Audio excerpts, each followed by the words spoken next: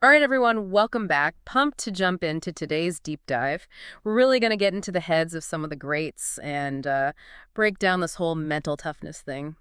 Looking forward to it. It's a fascinating topic. Yeah. And honestly, it's something that's often overlooked, even by seasoned athletes. Totally. We've got this excerpt here, and it basically argues that mental toughness isn't just some inherent trait. It's like a skill you can train. Absolutely. Like Yeah. building a muscle, really. The more you work at it, the stronger it gets. Right. So to kick things off, let's paint a picture for our listeners, okay? Imagine stepping onto the court, Wimbledon finals. Your opponent, let's say prime Novak Djokovic, the crowd's going wild, that pressure's insane. How much of that match would you say is won or lost before you even hit the first serve? Oh, I'd say a significant portion. I mean, think about it. The doubts, the expectations, the pressure to perform. If you let those things consume you, you've already lost the battle in your mind. Which is exactly what this excerpt digs into. It argues that a match can be won or lost based purely on your mental state. That you have to choose to fight for every single point, no matter what the scoreboard says. Exactly. And we've seen incredible examples of this in recent years. Take Jannik Sinner at the Australian Open earlier this year, down 2 sets to Medvedev. I mean, everyone thought it was over, right? Totally. Medvedev was on fire.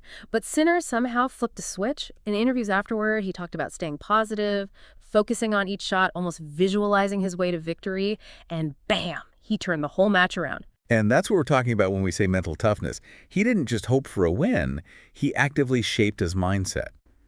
And that's applicable way beyond tennis, right? Think about your own life. Oh, absolutely. All those times you might have psyched yourself out. Convinced yourself a project would fail before even starting it. Precisely. We've all been there. So often, we're our own worst enemies. For sure. But the excerpt also brings up a really interesting question. What if you're up against someone who's just straight up better than you? Skill-wise, I mean. Is there any point in even trying? It's a great question. And it gets to the core of what separates acknowledging your weaknesses from just giving up. Mental toughness, that resilience, it's a skill you hone over time. Every match, even against someone who might be more skilled, is a training ground. So it's less about pretending you're not outmatched and more about using that challenge to, level up your mental game. Exactly. You recognize where you might be weaker, but you don't let that dictate the outcome before you've even played. I love that. Okay, so how do we put this into practice? Because it's easy to say, be mentally tough, but what are some tangible things our listeners can do, whether it's a tough negotiation, a creative project, or, yeah, even a tennis match? Well, the excerpt actually gets very practical and breaks it down into 3 key takeaways. First, 1 point at a time. Don't get lost in the grand scheme of things. Be present in that moment. It's like that saying, how do you eat an elephant? One bite at a time, Yeah. right? Exactly. 1 point, 1 step, 1 task at a time. The second takeaway, that little voice in your head, it's got to be your coach, not your critic. Even when you're behind, you focus on what you can control.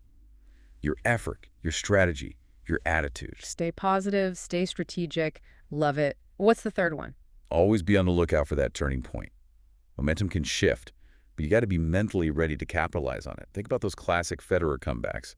Those didn't happen by accident. It was focus, determination, seizing the moment. It's like they're not just reacting, they're creating those opportunities by staying in the game mentally. Precisely. And that's the key takeaway for all of us, the mental game. It's not some superpower. It's about practice, about self-awareness. So, as we wrap things up here, the thing to ask ourselves, next time we're facing a challenge, any challenges, at what point have I already mentally checked out? And how can I stay in the game longer? Even if it's just for one more point, one more minute, one more try. Couldn't have said it better myself. That's all the time we have for today. Thanks for joining us for another deep dive. And until next time, keep those minds sharp.